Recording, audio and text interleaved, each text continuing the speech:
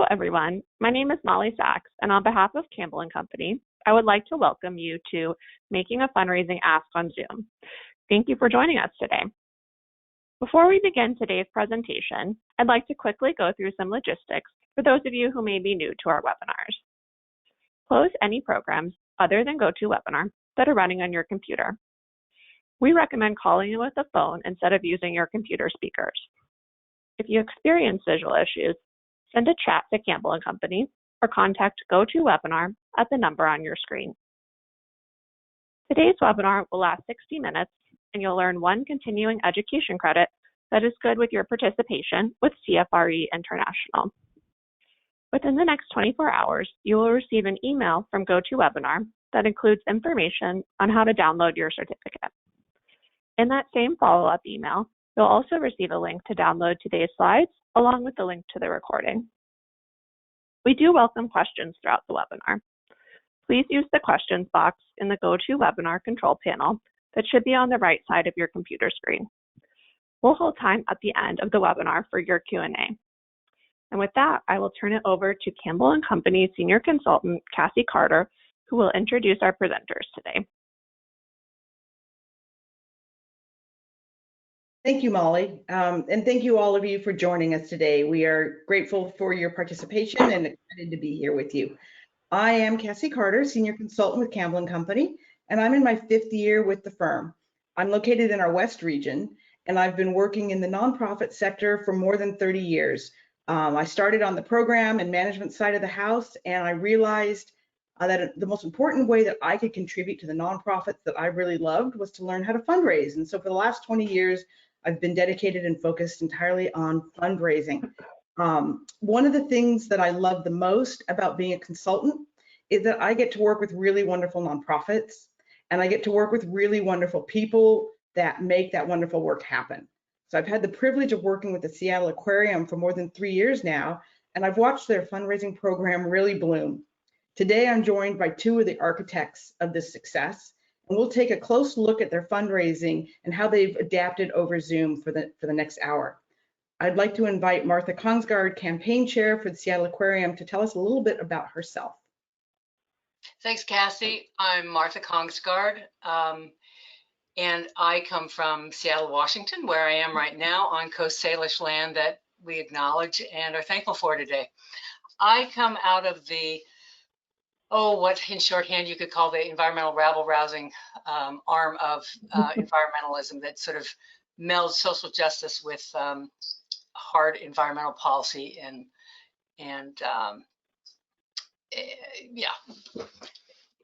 community service in that regard. I worked for government for many years and trying to clean up Puget Sound. I was the chair of the state agency that headed that up. And when I retired from that, the question was, what do I do with what I know and who I know? And one thing I learned from government was that they're not good communicators. So I jumped into the opportunity to work with the aquarium to try to get the message out and try to save the planet through this beautiful new building we're building in downtown Seattle. It's been an amazing experience, and we're happy to talk to you about it today. Rachel, love to have you tell us a All little bit. right. Thank you, Cassie. It's great to be with everybody today. And I know that we're all in this for the difference we want to make in the world. And so, like Cassie, I've been at this for a while. My first campaign was in the mid-90s, the Betty D. Harris Center at Northwestern University, working under the wing of my now 92-year-old mentor, Joan Ellisberg. So that was my very first fundraising opportunity. More recently, I've been at the Trust for Public Land for about 11 years. And part of that was overseeing 13 states and leading that fundraising work for the West Division, where we did a lot of campaigns, we did major gift work, we did large institutional grants, et cetera. A Land for People mission that I loved. And they asked that I become their first national campaign director, and so led the Power of Place campaign there with the Chief Philanthropy Officer, Margie Kim. which was a $400 million campaign, and it ended between 450 and 460. So it was a magnificent campaign. And then, as a friend of mine said, I migrated from land to sea, so land conservation to marine conservation. And the Seattle Aquarium's mission is inspiring conservation of our marine environment. And it's really a tremendous place to be.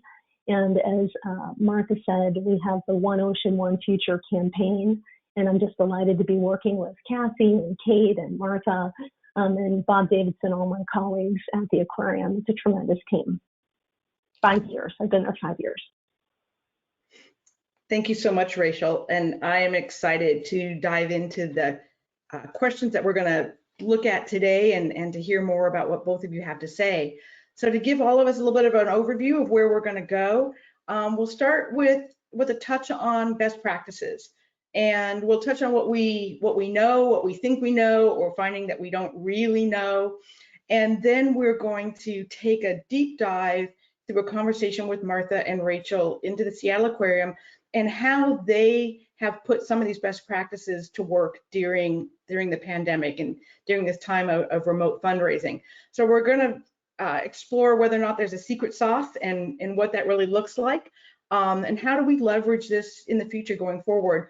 And then we'll have plenty of time at the end for questions and conversation. In the meantime, I just want to say again, if you have questions that pop up as we're talking, feel free to drop them in the chat. And Molly and I will be grabbing those and making sure that we hit on as many of them as we can as we go through.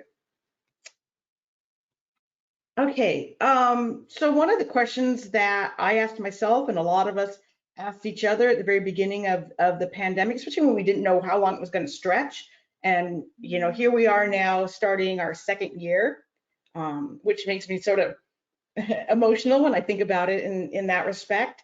The idea that we're doing these webinars with you a year into it is just still sort of mind-blowing. But why couldn't we just hunker down and wait for it to be over? And indeed, many organizations that I work with and have spoken to did want to take that approach. There's a lot going on right now. Maybe what we do is we don't pursue fundraising during this time. But some of the things that really have spurred us to move forward is it's not relationship-based fundraising if you ghost your donors for a year, if you don't have conversations. It's not really a true relationship if you're not having those conversations. We've been finding that donors are actually really available and willing to connect with us. People are definitely still making gifts, and some people are making larger gifts than they've ever made before. We're finding that you can do cultivation remotely. We're going to take a deep dive into that in a little bit. And one of the really wonderful silver linings of video conferencing and remote is that it's leveling the playing field for a lot of organizations. It's actually promoting, in many instances, more diversity, more equity, more access for the organizations and for the donors. So we're going to lean into some of that today. But before we go too far in it, we've got a poll for you. And what we'd like to know from our audience is, have you solicited a donor for a major gift over Zoom or your video conferencing of choice? So we'll give you a moment to give us your response.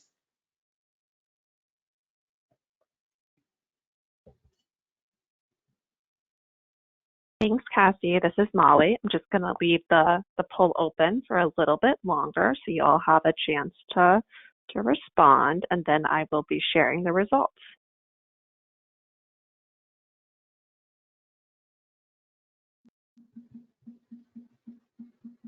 Okay, I am going to close the poll here in a few seconds. So anyone who hasn't responded, go ahead and get your answers in if you'd like to. Okay, and now it looks like a pretty mixed bag. We've got 45% of you said, yes, you have solicited a donor for a major gift over Zoom. 55% have not solicited a major donor over Zoom. Thank you, Molly. That's really helpful. So we've got a really great mix of audience. That's great for Rachel and Martha and I to know. So our next question is, if you did solicit over Zoom, how'd it go?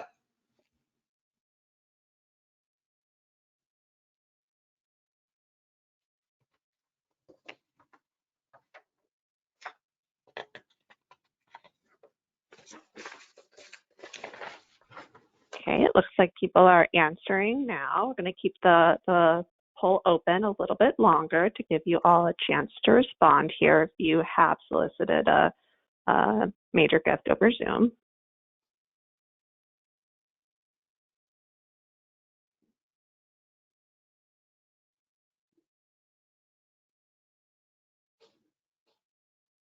Okay, I'm going to close the poll here. And the results. So it looks like it's great. Most of you thought it went great, 54%, 45% said it went okay, and only 1% said that it sucked, it was a bad experience. Oh, that's awesome. So one thing that we would all collectively love to hear for each of those areas, at some point, share back with us what went well about it. I mean, why was it a good experience? What do you think happened? And we're going to talk deeply about that today, but we'd love to hear from you guys at some point about that. Glad to hear so many people have seen some success. Okay, very helpful, and we appreciate your participation in our poll. So a couple things around best practices, and what I'm going to do now is just sort of go through some of the best practices around authentic fundraising, major gift fundraising, and then let Martha and Rachel sort of speak to them in terms of how they've applied them and whether or not these have actually held true for them. So one of the things that we believe to be true before we went into the pandemic that I think we're still really hanging on to is that impactful fundraising is grounded in building authentic relationships with stakeholders. I'm working with an organization that specializes in bird conservation, and one of the program officers that works there just recently made a contact with a person who's passionate about ducks. And he was so excited, and he said, I had no idea this is what fundraising was about. I get to talk to this guy about ducks, and he helps support our work. I mean, it just blew his mind that that was what an authentic relationship really looks like. And they share duck pictures all the time now, which is fabulous. Another thing that we are seeing holding true throughout the pandemic is that donors are still giving to organizations that are important to them. So they may be giving to a lot of organizations a little bit of money to make sure that those organizations are hanging on. But the organizations that are really deeply connected to their personal passions, they're stepping up and they're supporting those organizations. And we'll hear from Rachel and Martha about what they're seeing related to that. Some donors are giving more, they're giving a lot more. One of the inequities of the pandemic that we're seeing is that some people are impacted financially in a very devastating way, and it's hard, and their lives have changed dramatically. Other people have been able to still maintain their financial stability, and some people have profited during the pandemic. And so we're finding that people who are feeling financially stable are really leaning into philanthropy as part of that. And then donors are best engaged by peers who they respect. And I think when we talk today with our two guests, we'll find out that that's even more true than we understood before. All right, so what else have we been learning through the pandemic? There are several things that we thought were true before we stepped into this moment in time that we're finding out that aren't as true as we thought. So one of the ones was you can engage your existing donors, but now is not a time to build your pipeline. We are seeing new donors flocking to organizations that are important to them. And that is really exciting. Almost every organization that I'm working with has an increase of new donors right now. And that's fantastic and something to leverage. Donors are too distracted and upset to think about your nonprofit. There's been some ebbs and flows in that. There's been some moments in time when that's true, and you don't want to appear to be tone deaf. But at the same time, a lot of donors are so concerned about their community. They are so concerned about the resources that nonprofits provide. And so they want to make an impact. They want to do something during this time. And so they are participating with their nonprofits. And then the other thing that we're going to lean into deeply today is that donor cultivation and solicitation needs to be face-to-face. We're finding that that is absolutely not true. It really has to be an authentic relationship, but it doesn't have to be face-to-face. One of the worst solicitation stories that I've heard during the pandemic was a colleague of mine who participated in a solicitation where the donor really wanted to actually be face-to-face, but when they got there, she was uncomfortable, so they stood at the end of her driveway and they, with their masks on, they yelled up the solicitation to her, and it did not go well. She was embarrassed, they were embarrassed. It was a disaster. So it would have been so much better to have done that particular engagement over Zoom. And then lastly, I think probably one of the most important things for nonprofits to be thinking about is how you demonstrate your relevance at this moment in time. Why are you an important organization? And this should have been the same reason you were important before the pandemic, but you need to be really crystal clear internally and externally why you exist and why you're relevant. You need to communicate in simple ways. You need to be really focused on your why. Why do you exist, and why should people be joining you during this time? Also, you need to be very comfortable in being honest with your donors around what you need, what you've done, where you've had success, where you maybe haven't had success, how you're adapting to this time, and where you need them most to support you. One of the things that's actually our silver lining during this time is that you have the grace in this time to ask donors for operational support.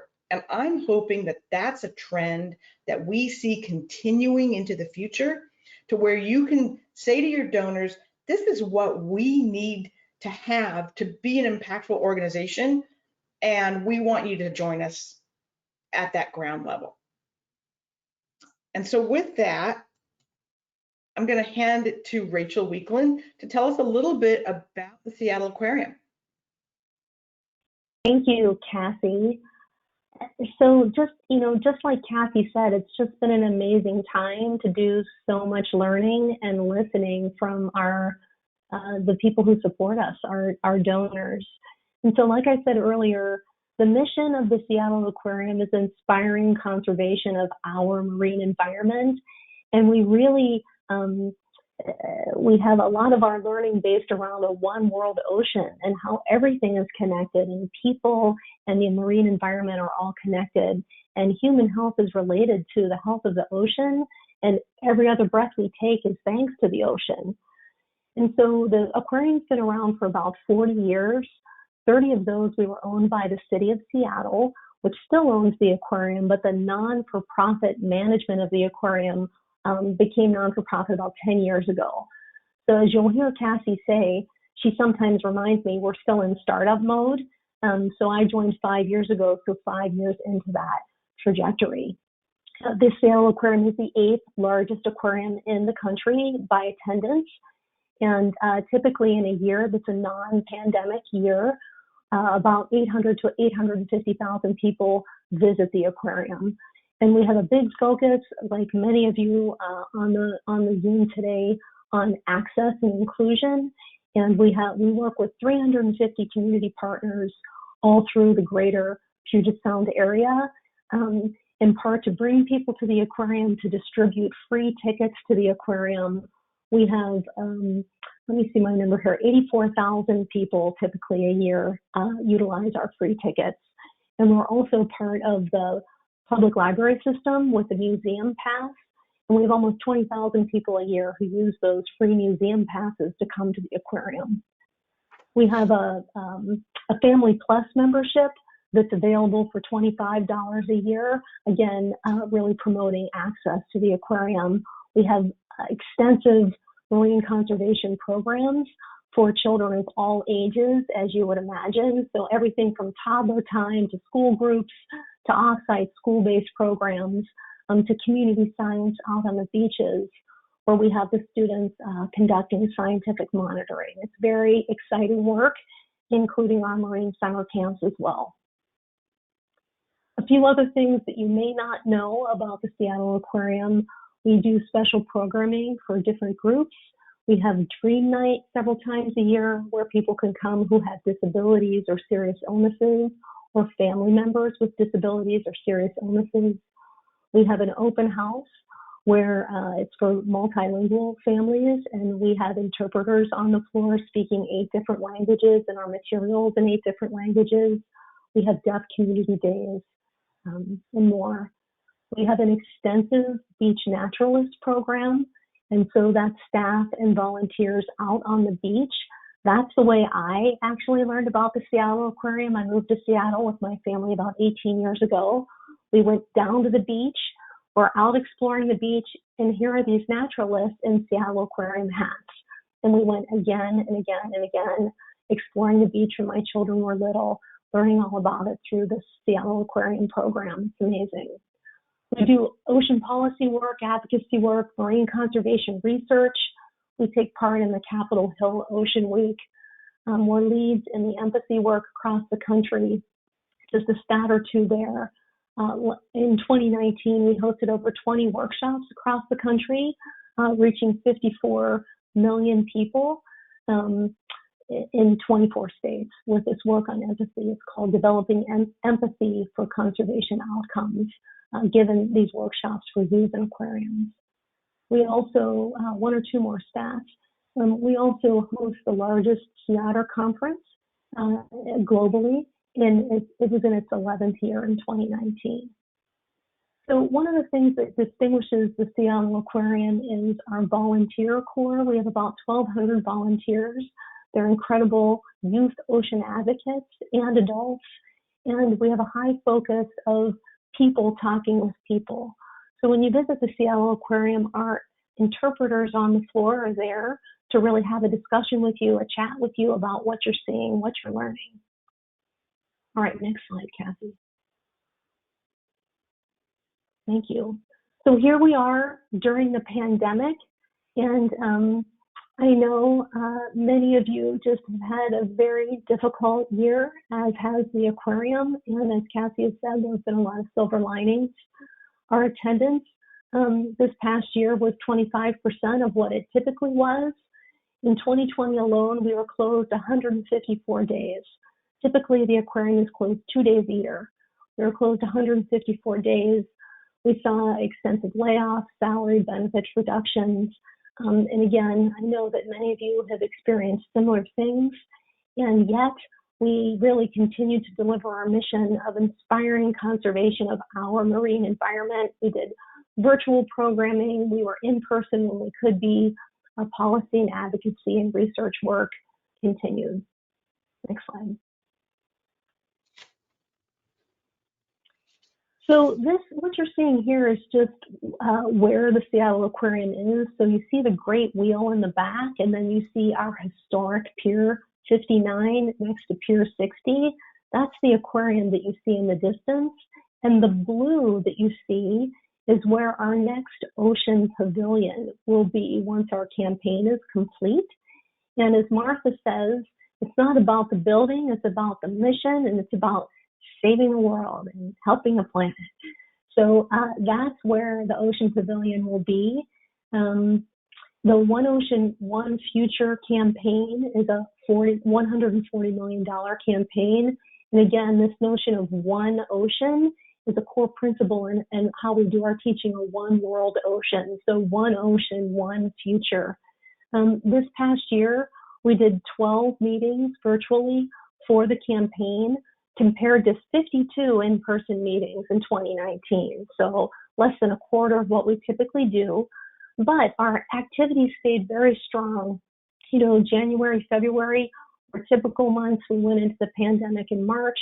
And from March through December through now, we were in touch with about 150 prospects, people that we're working with, discussing the aquarium and the campaign with an average outreach of about 3 substantial touches each.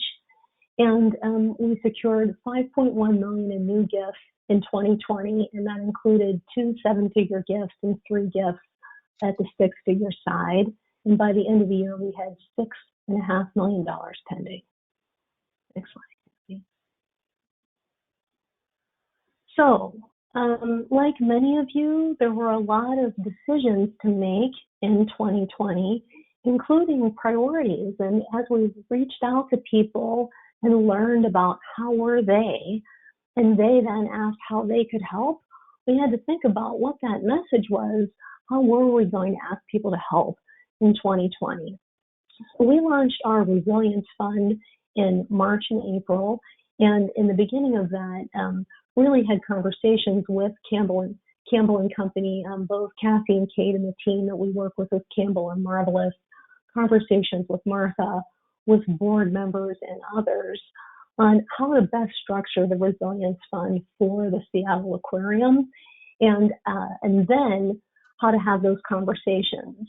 And when we were thinking about how to have the conversations, I reached out to a few of our key donors early on that we really trusted, and really just, I went through it with them. I practiced what we might say, I ran certain ideas by them, and they provided a lot of good guidance.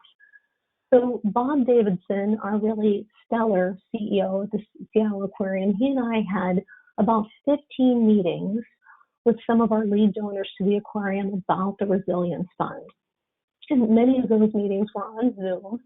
And then the philanthropy team at the Seattle Aquarium, all extremely skilled professionals, wonderful, talented group, they really reached out to our full donor base, utilized some of our volunteers, some of our board members, and we had a very coordinated, tightly run process for reaching out via phone calls and really talking with people and asking in the early stages of the pandemic, just how are you? How are you? What's happening for you? Like Cassie said, people were in all different kinds of places. And then we kept in contact with those people. We had a virtual event in September that's typically in person, and then had our year-end appeal. We ran matches against many of the different components of this work throughout 2020. And we just had this tremendous outpouring of support for the animals and the mission and the people of the aquarium. And again, we were open, then we were closed, then we were open, now we're closed. So just tremendous support. So like Cassie was saying, we saw a 58% growth in our donor base. But just to put that in perspective in terms of how big our donor base is, in 2019, we had 1,100 donors, 1,177, and in 2020, 1,848, so over 1,800 donors. So that's 678 new donors. And then when you look at this chart, you can see that our 2020 original operating goal was 2.2 million with a stretch to 2.5, and we hit over 5.5 million, again, thanks to this generosity of support. 2.9 million was from our donor base and our board, and then 2.6 was from the founder circle donors to the campaign. So those are the lead campaign donors. About half of that amount was new money, and half of that was converted capital to operating money. So we're just incredibly grateful. And I'm almost finished, and then back to Kathy. Next slide, please. So I just wanted to touch on real quickly just January. Martha said, don't forget to talk about January. So last month.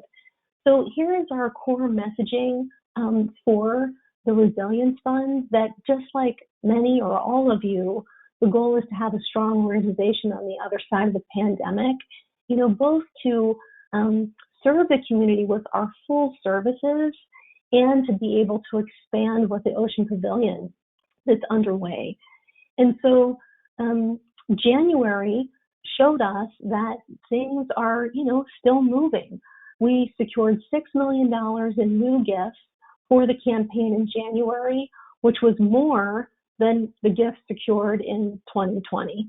So we started off with that very strong position, and we'll continue with our Resilience Fund and that active work with donors throughout 2021 and beyond.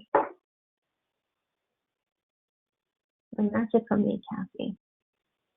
Thank you, Rachel. Thank you for the overview. And, you know, I marvel at what you have accomplished. As you mentioned, in many ways, the aquarium is still in startup mode, transitioning from a city-run organization into one that it really has embraced philanthropy. And so for the next 15 minutes or so, what I would really love to do with both of you is explore these questions that we have on the screen right now. And you've really given us a great overview of where the fundraising was at the aquarium sort of before the pandemic, I'd like to hear a little bit more about what your greatest challenges were then. You've talked about where you are now, so lean into that a little bit more. How did you get there? Where have you seen success? And maybe some things around what hasn't worked.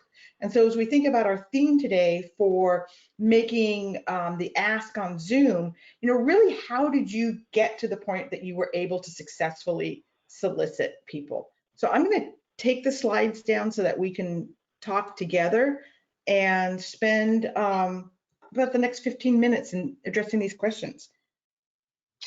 Maybe before we jump in, look, I feel this urge to sort of set the stage about where we were in 2019. We were moving along. One thing you may not know if you're not from Seattle is that this building is situated in the center of a reinvigoration of the Seattle waterfront, which has been, by all intents and purposes, pretty moribund, kind of funky, and underused. And the aquarium sits there, and it's cut off from sort of what we call the beating heart of the city, which is the Pike Place Market.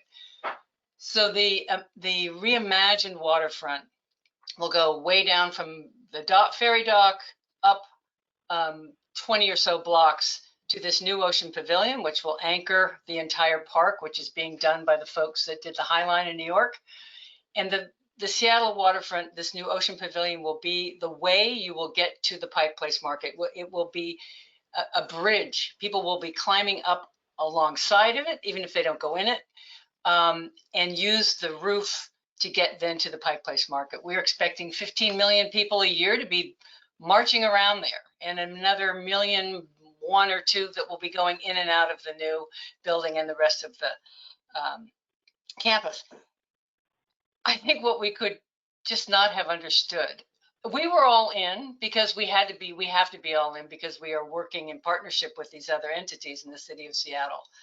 And we were going along, believing in this building, believing in its centrality and what a great opportunity. But the sort of 4 horsemen of the pandemic, economic calamity, the climate calamity, and the racial reckoning that happened to us, it turns out that this building and this work is what we're solving for at the Seattle Aquarium. And I don't think we understood that. And I have got to put my hats off. I've chaired many capital campaigns over the last 30 years in this city. And the ability of this institution to learn and to be open and honest and authentic and nimble is just jaw-dropping, really. And when Rachel talked about the Resilience Fund, to imagine saying we can't keep the doors open, so we have to backfill there, or we have to stop doing this incredibly expensive new building when our people are unemployed. I mean, none of that was going to work. And this group of professionals were smart enough to not be tone deaf, were nimble enough to say, we're going to have to solve for all these things at the same time. We're going to have to be, conscious of the people that are out of work while we bring on new great people to build this new building. And we're going to have to ask our donors and the community to double down with us if they believe in the future of the ocean, if they believe in the future of the waterfront, which was also a big promise of this project, even made more important now that Seattle is basically shuttered, as many major metropolitan areas are around the country. The opening of the waterfront in this new Ocean Pavilion is going to be a way to heal the city. So thank goodness, Zoom was just a thing. No one could get out of their pajamas from the bottom down, and we were all going to have to learn how to reorient ourselves, and we did. And it was really nothing short of stunning. And there's no going back, so that's all right. We learned a lot, and I think the seriousness with which we are doing our work now has been a really good thing for us.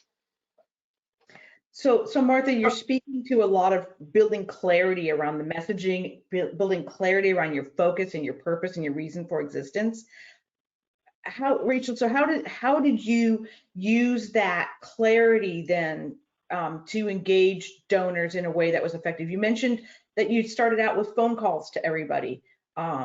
Walk us through a little bit about that path that you took.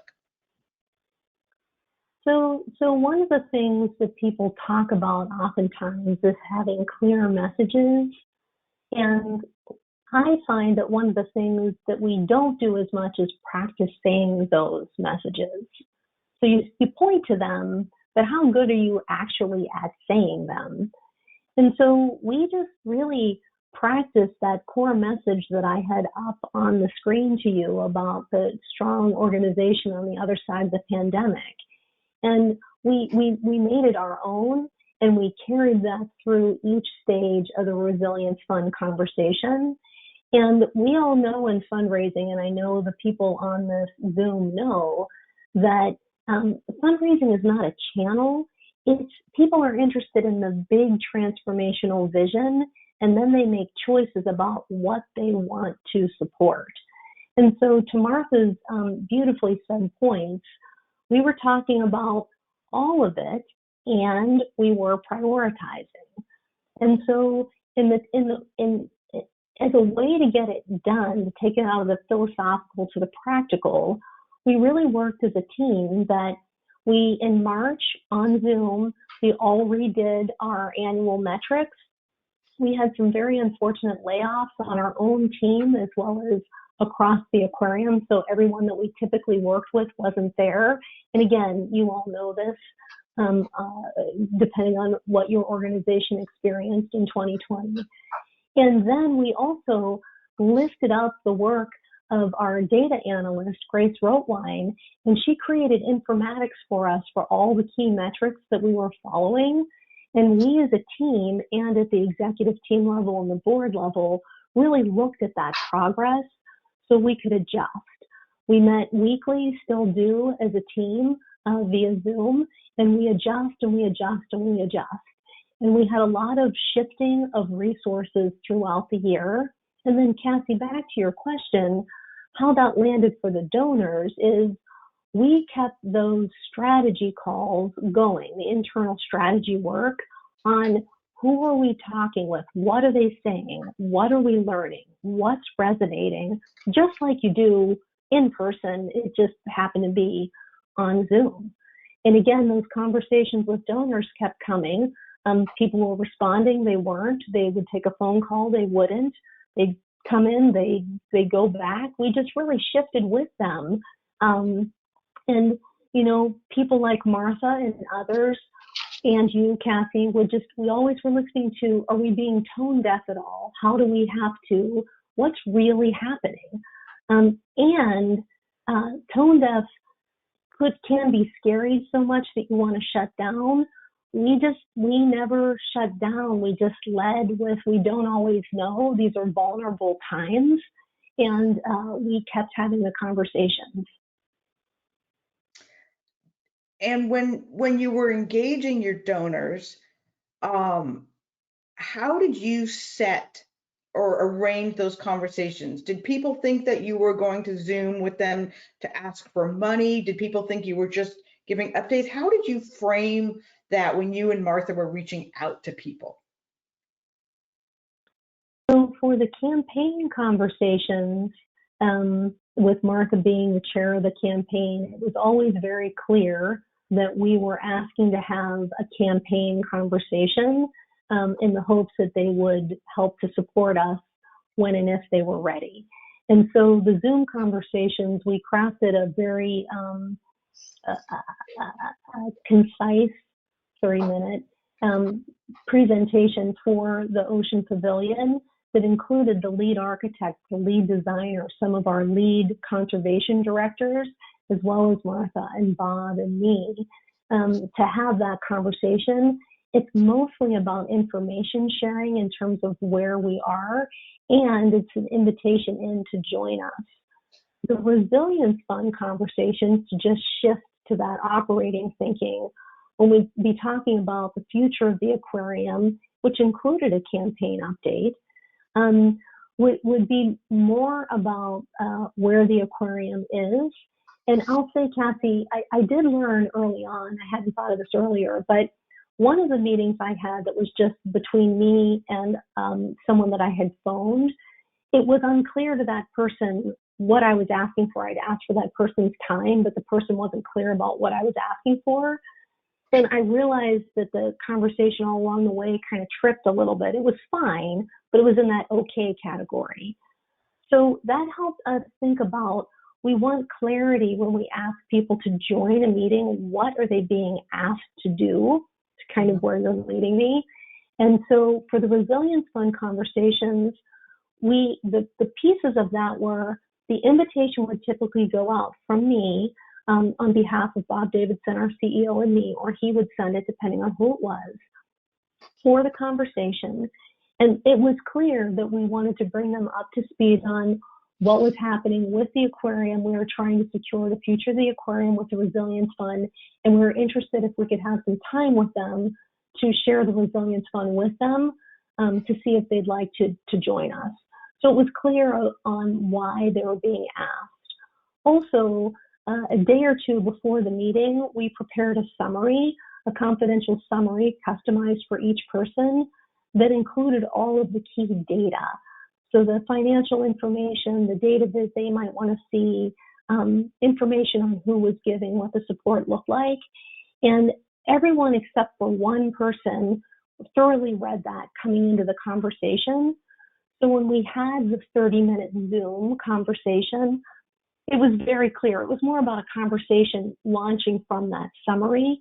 And then people would share where they were, what they were thinking about, what might be possible. Some asked for proposals. Some said they'd give. We had 2 declines because people were focusing on other things. They felt the aquarium was important, but it wasn't something that they could do right now. Can I add something, Cassie? Yes, With the speaking of Zoom, which is, we all have a relationship with it, don't we? But we took major league advantage of Zoom and sort of just never looked back. We spent quite a few months, actually, to Rachel's point about honing a 30-minute presentation. People get glazed over on Zoom, but they're also on your laptop. They're in your room. You're in each other's homes in this very weird, intimate way that I think worked well for us, because we got the message down.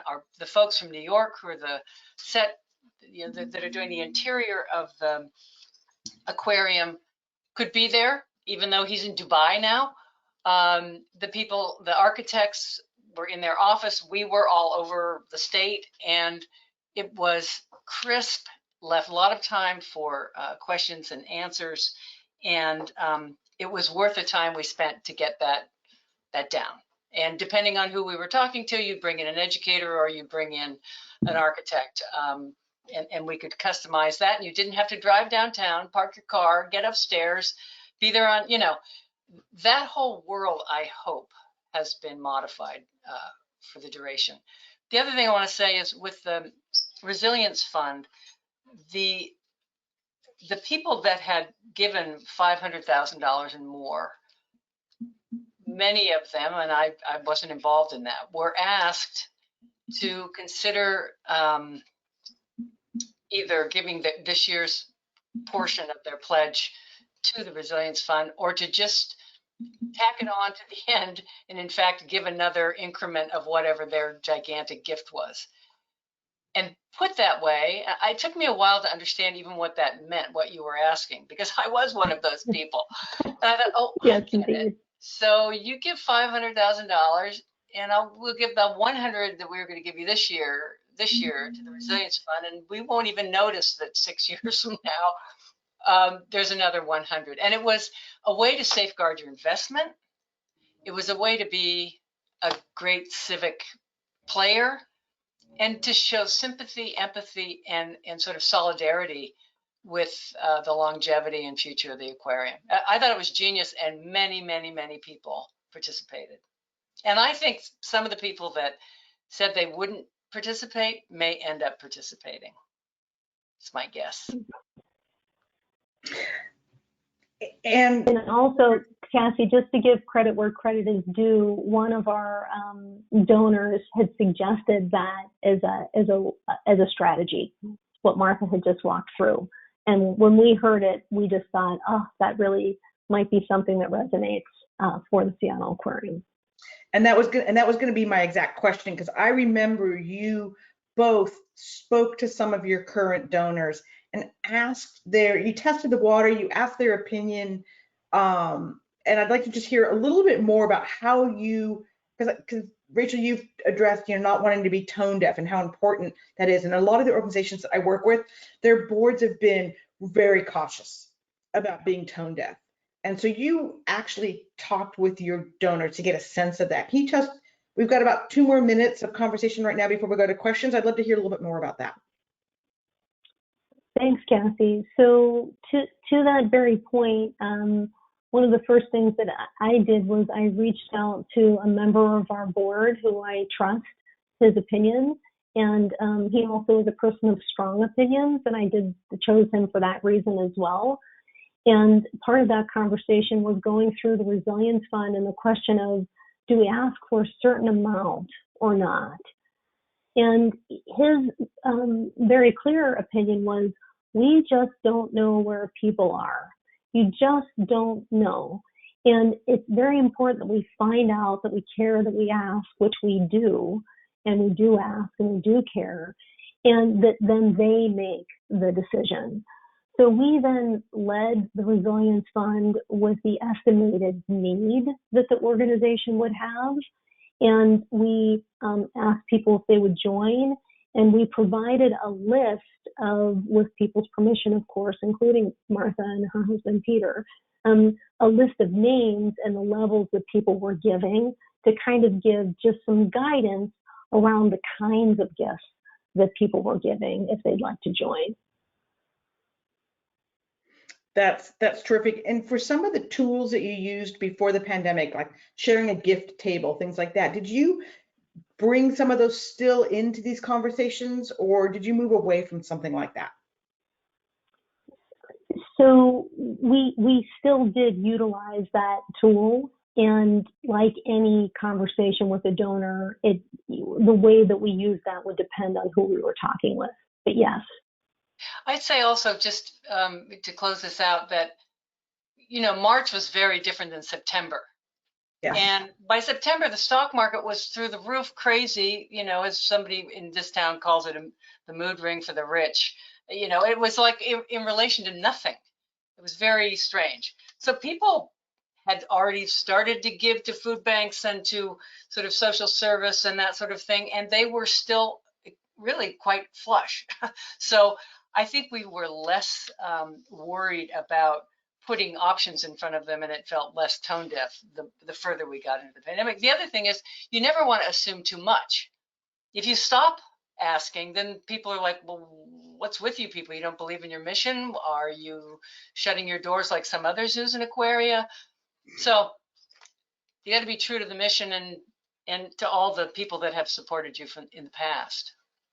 Well, and you're making such a really good point that if you're not asking, people start to think you don't need the support, or you're giving up. And I think the donors greatly appreciate that authentic transparency and the asking for what you need. So let me ask both of you, as you're reflecting on this last year, and Martha, you make a really wonderful point that March we were in such a different place in March and April than we were in September, October of this year. And now we are stretching into sort of our next year, and people are getting a much better sense of where they are and going to be. What strategies that you've adapted during this time do you really want to continue to use? I mean, you touched on this at the beginning of, there's some things you're just never going to go back on. And then is there anything that you never want to do again? I would just say this maybe from the 30,000 foot level. There's no going back on what we've just experienced. I think that we're basically the same people-centric, mission-driven organization we've always been. But there's been a multiplier effect and a seriousness and profundity, I think, in the work we all feel. So I think everything in that regard has changed for the better. From what the building's going to look like to the green credibility that we are going to insist on now going forward. It has taken us over a really important threshold, and I think that will only help us be able to bring on new partners and more investors, more partners in that regard. I fully believe that. And God, I hope we never have to go anywhere at 7:30 in the morning and eat breakfast with people, raise money. God, I hope that's over. So many of the things that were just sort of part of what we had to do now, we can rethink. That's awesome. Rachel, from your perspective as a staff person, what are you going to hang on to? I think that we have come through this feeling more unified as a staff team, as a team connected to our board and volunteers. Our volunteers at the aquarium have just been tremendous. Many have come in when they could. Some just couldn't come in for many reasons related to the pandemic, and they've been generous in continuing to engage with us, providing financial support as well. We've been so grateful. And in terms of what we never want to do again, I'm never very good at those questions. So we want to keep on keeping on with all of you together. I know something that I never want to hear about again is having to yell a solicitation to a donor from a but there are a lot of really wonderful silver linings that we're seeing right now. One thing that I've seen, and you just touched on this, is that board members have really found their purpose within organizations and how they can contribute and how they can be engaging. I've seen some board members who were very shy before the pandemic started, who did a ton of those welfare phone calls. How are you right now? We're thinking about you, and we want to get through this together. So I'm seeing some of those really wonderful silver linings. This has been a hard time. I mean, there's absolutely no doubt that this pandemic has been devastating on many levels. Martha, you referred to it as the four horsemen of the apocalypse, and I just agree. I so much agree with you on that. And we are finding these silver linings that have really given us the opportunity to rethink how we do our practice around fundraising and focused on our messaging, our mission, and our authentic relationships, really at the heart of it. And so hearing what you guys are saying, there isn't actually a secret sauce to how you ask for support over Zoom. It's a continuum of building relationships in ways that meet the donor where they're at, if I'm hearing what you guys have been sharing. They're here. All right, so I'm going to open it up now to any questions that we might have from our audience, and I will stop sharing my screen for a couple of minutes. We've got about 5 minutes for questions. Anything coming in, Molly? Thanks, Cassie. Yeah, we've received lots of questions, so we're not going to be able to get to everyone's questions, but hopefully we have time to answer a few. I want to start us off with just a quick clarifying question. We had a couple people ask if the Resilience Fund for the Seattle Aquarium is separate from the capital campaign or whether those are combined efforts. So the Resilience Fund is our operating fund. It's our annual operating. It's a label, and the capital campaign is indeed separate. And understanding that 85% of our operating dollars come through the door, and when the door closed, we had to figure out another way to raise money. And that's where the Resilience Fund. Next question. For donors who have never used Zoom before, was there any resistance to using it? Well, I think that those were primarily the people who would just prefer to talk on the phone. So several people they chose to have phone calls. That's what we did. And other people we walked through working on Zoom, and there was a lot of gratification around that. So it was kind of a both and. Did you have any conversations with donors concerning legacy gifts during this time? That's a good question. It is a great question. We did not. So note to self.